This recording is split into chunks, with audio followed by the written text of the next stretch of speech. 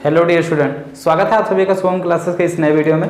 मैं Sanjeev sir. Student, आज के इस वीडियो में आपका एक खास इंपॉर्टेंट टॉपिक स्टार्ट होने वाला है, हाइड्रोजन सदृश परमाणुओं का बोर सिद्धांत। ठीक है, और जैसा कि मैंने कल भी आप लोगों को बताया था कि ये चैप्टर बहुत ही छोटा चैप्टर है और इस चैप्टर से आपसे 4 नंबर के क्वेश्चन हर बार बोर्ड एग्जाम में पूछे जाते हैं। और वो 4 नंबर के क्वेश्चन इस चैप्टर से कुछ गिन के केवल 3 प्रश्न है, जो कि कल मैंने डिस्कस भी किया था कि 3 यही इंपॉर्टेंट टॉपिक है जो बार बार इन्हीं तीनों में से घुमा फिरा के कोई ना कोई एक क्वेश्चन आपसे पूछा जाता है और पूरे 4 अंक का पूछा जाता है। ठीक है, तो चैप्टर छोटा है, इंपॉर्टेंट है और 4 नंबर मिल रहा है, बिल्कुल आसानी से आप लोग स्कोर कीजिए। और अगर आप चाहते हैं कि फिजिक्स में आपको मैक्सिमम मार्क्स यानी कि 90 प्लस मिले, तो जितने भी इस समय के वीडियो लेक्चर्स आपको प्रोवाइड किए जा रहे हैं सारे लेक्चर बहुत ही इंपॉर्टेंट हैं। तो हर एक लेक्चर आप बिल्कुल ध्यान से और लास्ट तक देखिए, कहीं पर भी स्किप मत कीजिए। अगर आपको कहीं कोई डाउट नज़र आता है या कहीं आपको कोई डाउट है जो चैप्टर हम पढ़ा रहे हैं या जो चैप्टर पढ़ा चुके हैं, किसी भी चैप्टर से रिलेटेड अगर कोई डाउट है तो आप पूछ सकते हैं। अगर आपका डाउट प्रेजेंट में जो चैप्टर चल रहा है इससे रिलेटेड आपका कोई डाउट है तो वो तुरंत बता दिया जाएगा। अगर आपके पिछले चैप्टर से हैं, ठीक है, जैसे चैप्टर नंबर 1, 2, 3, 4, 5 या बहुत पिछले चैप्टर से जो है आपके डाउट्स हैं, तो जैसा कि 15 नवंबर से मैंने बताया था कि 15 नवंबर के बाद यानी कि दिवाली के बाद आपकी जो है रिवीजन की क्लासेस स्टार्ट होंगी। 15 नवंबर मतलब दिवाली के बाद जो भी मंडे पड़ेगा, मंडे से जो है आपकी रिवीजन की क्लासेस स्टार्ट होंगी, तो वहाँ पर आपके डाउट क्लियर कर दिए जाएंगे। लेकिन आप पढ़ते रहिए और देखिए स्टूडेंट, जब आप पढ़ेंगे तभी आपके मन में कोई डाउट आएगा।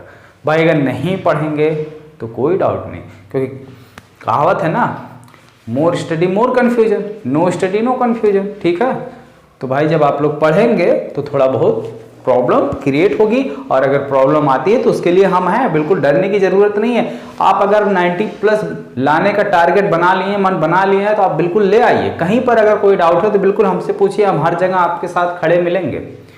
ओके स्टूडेंट, तो चलिए स्टार्ट किया जाए। हाइड्रोजन सदृश परमाणु, यहां पे थोड़ा सा ये एक अजीब टाइप का वर्ड लग रहा होगा, हाइड्रोजन सदृश। सदृश का मतलब एकदम उसी के जैसा, तो हाइड्रोजन के जैसे परमाणुओं की बात हो रही है, तो यानी यहाँ पे कौन सा ऐसा परमाणु हो सकता है जो हाइड्रोजन के जैसा हो। तो अगर हम हाइड्रोजन की बात करें तो हाइड्रोजन का परमाणु क्रमांक Z बराबर क्या होता है 1। इसके बाह्य कोश में इलेक्ट्रॉन कितने होते हैं, 1 इलेक्ट्रॉन होते हैं। तो ऐसे परमाणुओं की यहाँ पे बात की जा रही है जिसके बाह्य कोश में यानी बाहरी कक्षा में 1 इलेक्ट्रॉन हो। ठीक है, तो हाइड्रोजन सदृश का मतलब क्या हुआ, यहां पर हम ऐसे परमाणु की बात कर रहे हैं जिसके बाह्य कक्षा में कितने इलेक्ट्रॉन हो, 1 इलेक्ट्रॉन हो। तो चलिए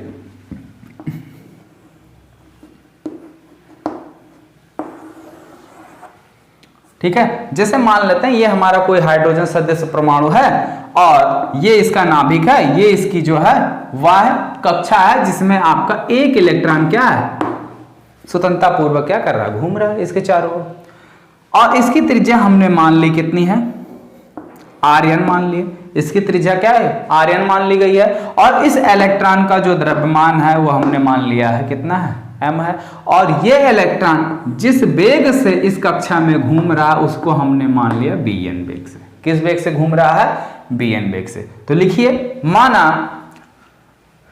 माना कि कोई इलेक्ट्रॉन nवीं कक्षा में, कौन सी कक्षा में, nवीं कक्षा में bn वेग से घूम रहा है व इस कक्षा की त्रिज्या Rn है। ठीक है, यहां तक हो गया। तो जब कोई भी इलेक्ट्रॉन किसी फिक्स पॉइंट, जैसे कि ये इलेक्ट्रॉन इस फिक्स पॉइंट यानी कि इस नाभिक के चारों ओर घूम रहा है, तो जब कोई भी इलेक्ट्रॉन किसी फिक्स पॉइंट के चारों ओर घूमता है तो वहां पे कोणीय संवेग होता है। ठीक है, तो जो ये मान लेते हैं कि ये जो इलेक्ट्रॉन nवीं कक्षा में घूम रहा है इसका कोणीय संवेग, ठीक है, nवीं कक्षा में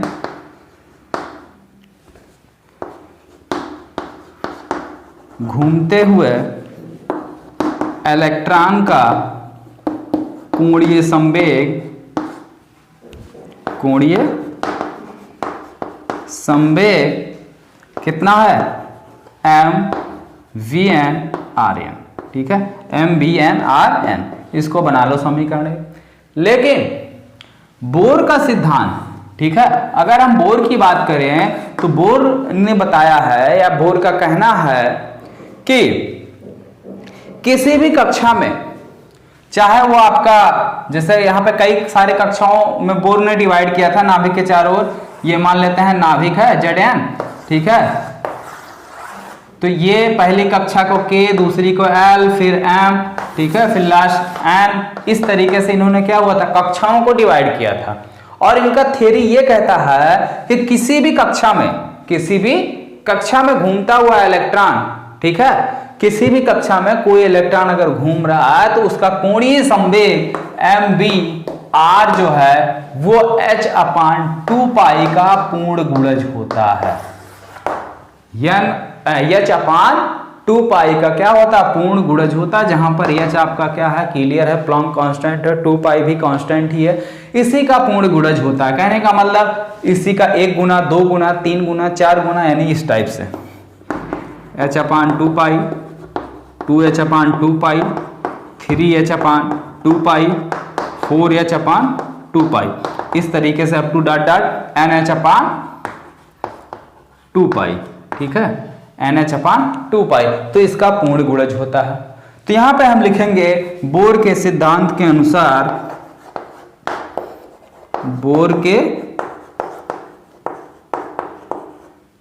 सिद्धांत के अनुसार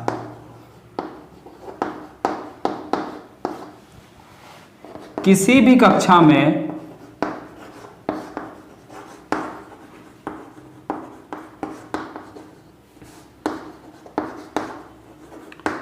घूमते हुए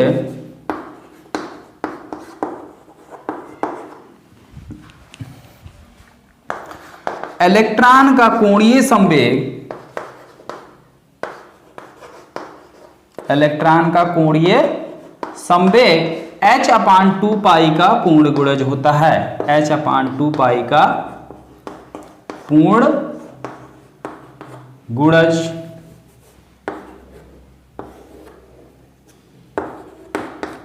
होता है। तो जब इसका पूर्ण गुणज होता है तब समीकरण नंबर 1 हमको क्या दे देगा, तब समीकरण 1 से क्या मिलेगा, mVn_Rn = NH/2π, समीकरण नंबर 2, ठीक है। यहां तक क्लियर है, कोई दिक्कत नहीं होनी चाहिए, इसीलिए हमने जो है हर एक वर्ड लिख भी दिया है, क्योंकि ऐसा मुझे लग रहा है कि इस बार यही कहीं जो है आपसे यही ना पूछा जाए, इसलिए मैं इसको अच्छे से करवा रहा हूं। चलिए,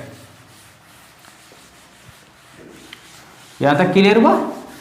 अब देखिए आगे, सिंपल सी बात है, कोई भी इलेक्ट्रॉन किसी भी कक्षा के चारों तरफ अगर घूम रहा है तो उस पर 2 फोर्स कार्य करेंगे।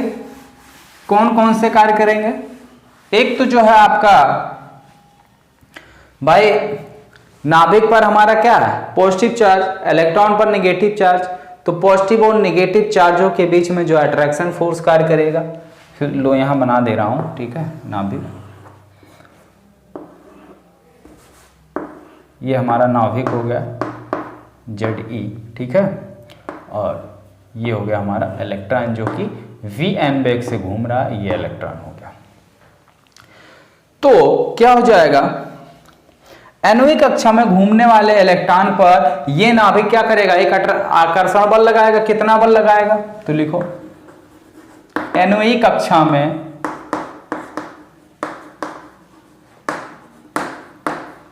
घूमते हुए इलेक्ट्रॉन पर नाभिक द्वारा आरोपित विद्युत आकर्षण बल,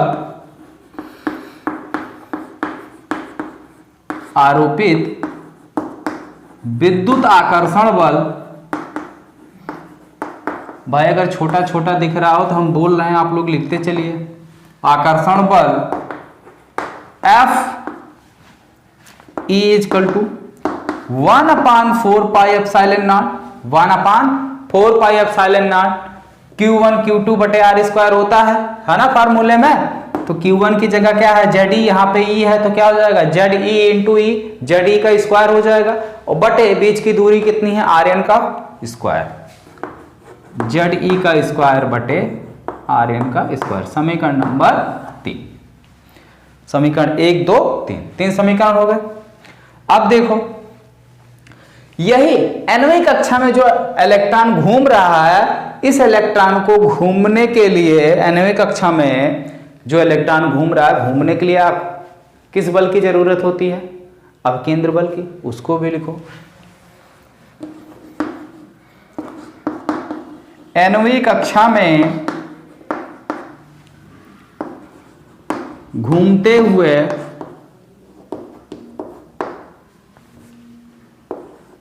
इलेक्ट्रॉन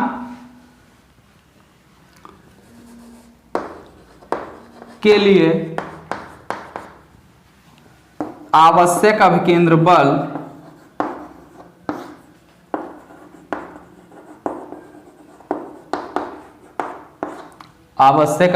बल F इजकल टू क्या हो जाएगा m, किस वेलोसिटी से घूम रहा है vn वेलोसिटी से घूम रहा है, mv² बटे r, r का मतलब हो जाएगा r।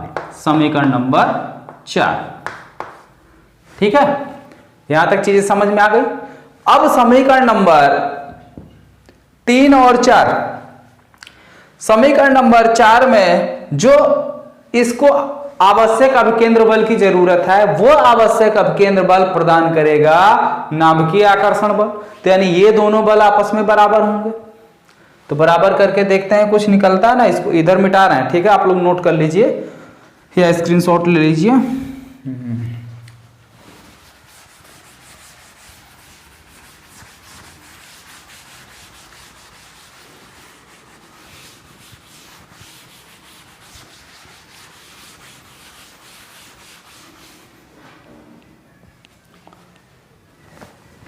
समीकरण नंबर 3 व 4 से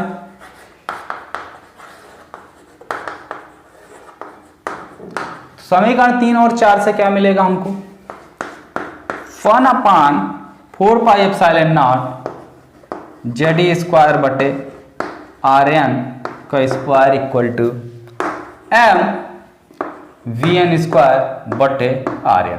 एक आर एन से एक आर एन कैंसिल हो गया, ठीक है, एक आर एन से एक आर एन कैंसिल हो गया।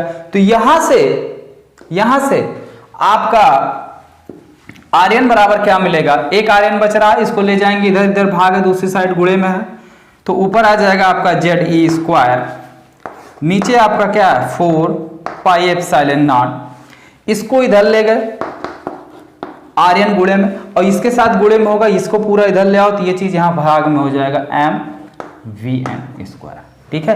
तो ये आपकी निकल के आ गई त्रिज्या। nवीं कक्षा में जो इलेक्ट्रॉन घूम रहा है उसकी ये क्या हो गई त्रिज्या हो गई। तो अब यहां पर ये त्रिज्या आपको निकल गई। जब देखो स्टूडेंट त्रिज्या निकल गई है,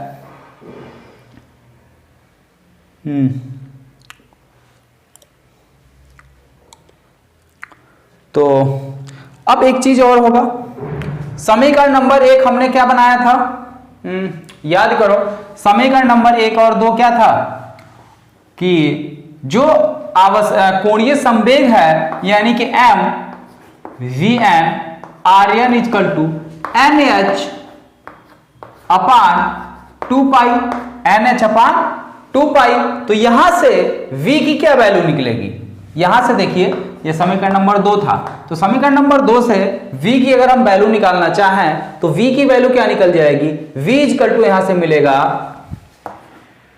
we n equal to m भेज दो दूसरी साइड, आर एन भेज दो दूसरी साइड, एन एच बटे 2 और नीचे एम आर, ठीक है।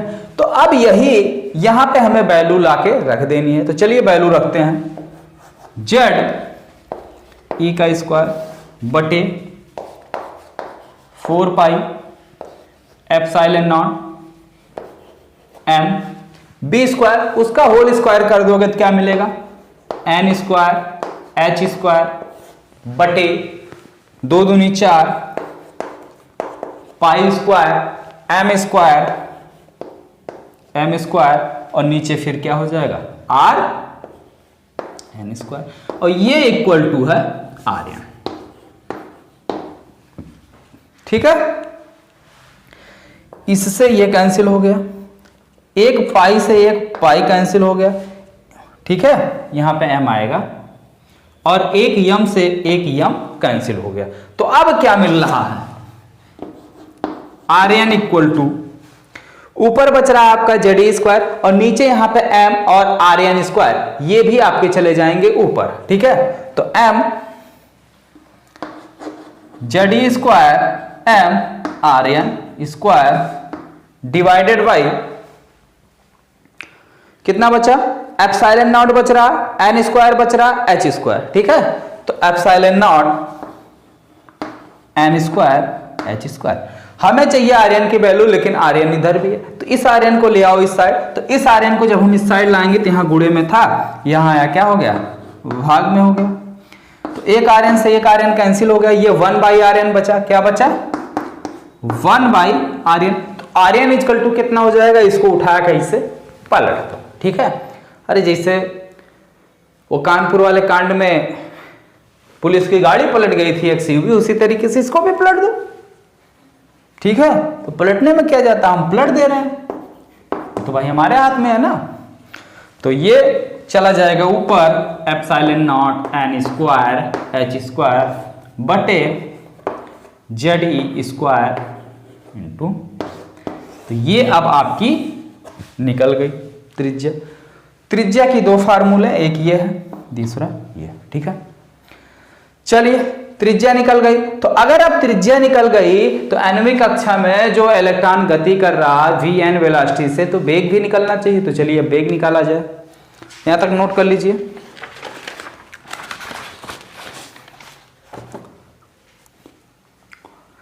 हो गया,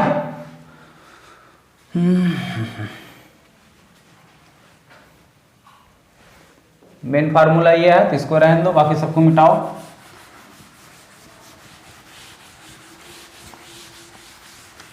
अच्छा, बात कर रहे हैं हम हाइड्रोजन सदस्य परमाणुओं की, तो हाइड्रोजन की त्रिज्या कितनी हो जाएगी। चलिए हाइड्रोजन की त्रिज्या, और हाइड्रोजन परमाणुओं में कक्षक कितने होते हैं, एक ही कक्षक होता है, यानी n बराबर क्या रखना पड़ेगा 1। तो अगर हम हाइड्रोजन परमाणु की बात करें तो उसकी अगर हमें त्रिज्या निकालना है तो n की जगह 1 रख दें, जो आएगा वो क्या हो जाएगा, हाइड्रोजन की त्रिज्या। ठीक है, अगर इसमें से हम आर्यन कॉमन ले, आर्यन इक्वल टू क्या हो जाएगा, थोड़ा सा n को कॉमन ले लो बाहर, ऊपर हो गया एप्सिलॉन नॉट एच स्क्वायर बटे जेड ई स्क्वायर और m, जहां पे z क्या है, प्रमाण क्रमांक है, z क्या है, प्रमाण क्रमांक है। तो चलिए हाइड्रोजन परमाणु के लिए त्रिज्या निकाली जाए, कितनी हो जाएगी। हाइड्रोजन परमाणु के लिए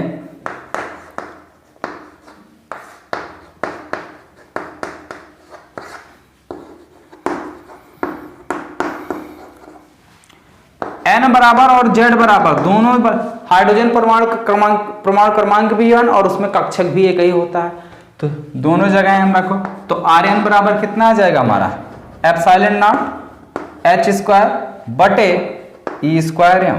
अब हाइड्रोजन परमाणु का जो द्रव्यमान होता है वो यहां रखो, एक इलेक्ट्रॉन पर जो चार्ज होता है 1 × 10⁻⁻⁶, सॉरी 1.6 × 10⁻⁻19 का जो चार्ज होता है उसकी वैल्यू रखो, उसका होल स्क्वायर करो।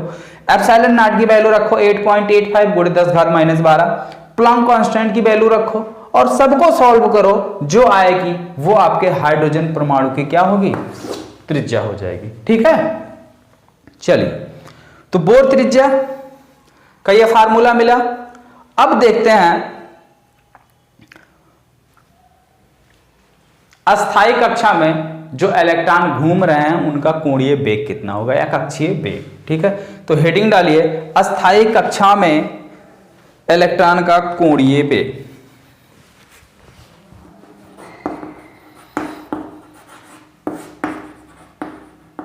अस्थायी कक्षा में इलेक्ट्रॉन का कोणीय वेग। जितने भी स्टूडेंट वीडियो को देख रहे हैं फटाफट यार वीडियो को एक लाइक दे दीजिए। ठीक है, और फिर और कमेंट करके साथ ही साथ ये भी बताइए कि क्लासेस आपको कैसी लग रही हैं, कहीं आपको कोई डाउट तो नहीं, अगर कोई डाउट हो तो आप पूछ सकते हैं।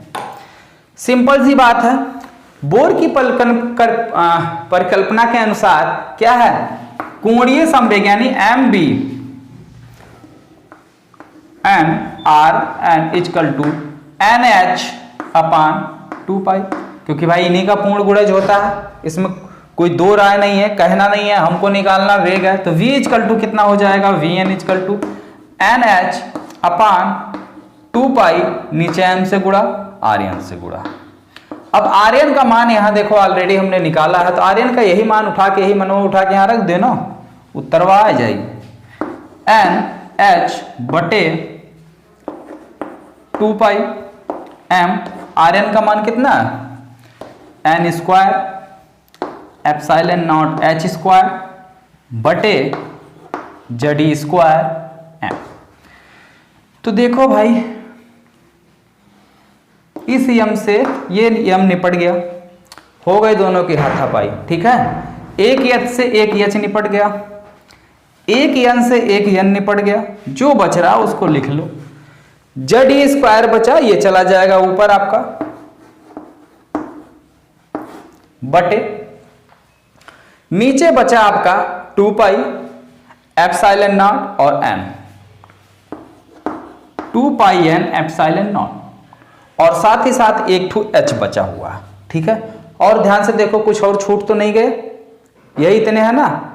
अब इसमें से ये आपका बचा, तो इसमें से 1 बाई एन को हम कॉमन अगर ले लें, तो चलिए 1 बाई एन को कॉमन ले लेते हैं, क्योंकि एन संख्या दिखाता है। तो ऊपर हो गए जेड ई का स्क्वायर, नीचे आ गया 2 पाई एप्सिलॉन नॉट एच, पाई भी आ रहा है, पाई को तो मर जाना चाहिए यार।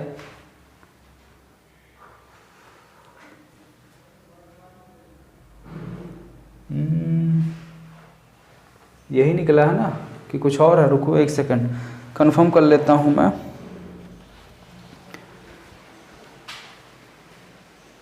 हाँ थोड़ा सा पीछे जाओ, ध्यान दो, यहाँ पे फार्मूले में यहाँ पाई भी रहेगा, ठीक है। तो जब यहाँ पाई रहेगा तो यहाँ भी पाई आ जाएगा, तो यहाँ पाई आ जाएगा, तो यहाँ भी पाई आएगा, तो इस पाई से ये पाई कैंसिल हो जाएगा, ठीक है। अब यहाँ पे पाई नहीं रहेगा, पाई नहीं रहेगा, तो बचेगा क्या, 2 epsilon not H, 2 epsilon not H, ठीक है। तो ये थोड़ा सा कंफ्यूजन था, कंफ्यूजन क्लियर हो गया। फार्मूले में यहाँ पे पाई भी रहेगा, जब यहाँ पाई रहेगा तो वहां भी रहेगा, पाई से पाई कैंसिल हो जाएगा, ठीक है। तो ये था अस्थायी कक्षा में इलेक्ट्रॉन का कोणीय वेग। तो अगर आपसे कोणीय वेग पूछा जाएगा तो आप इस फार्मूले को यूज करेंगे, और अगर त्रिज्या निकालने के लिए बोला जाएगा तो आप इस फार्मूले का यूज करेंगे, ठीक है। तो ये था काफी ज्यादा इंपॉर्टेंट टॉपिक, थोड़ा सा न्यूमेरिकल टाइप का था। अब हमें कैलकुलेट करना है इसके बाद अस्थायी कक्षा में इलेक्ट्रॉन की एनर्जी कितनी होगी, ऊर्जा कितनी होगी, ये हम लोग नेक्स्ट वीडियो में यानी कल के वीडियो में डिस्कस करेंगे। आज की वीडियो में सिर्फ इतना ही, तो फिर मिलते हैं नेक्स्ट वीडियो में एक नए टॉपिक के साथ, यानी इसी से रिलेटेड इसकी एनर्जी कैलकुलेट कैसे की जाएगी उसके बारे में। ओके स्टूडेंट, तो जितने भी लोग वीडियो को देख रहे हैं फटाफट एक लाइक कर दीजिए, और अगर आप चैनल को अभी तक सब्सक्राइब नहीं किए हैं तो चैनल को सब्सक्राइब कर लीजिए, और साथ ही बेल आइकन का बटन भी दबा दीजिए, जिससे हमारी आने वाली हर एक वीडियो का नोटिफिकेशन आपको मिल जाए और आप अपनी तैयारी घर बैठे अच्छी तरीके से कर सकें।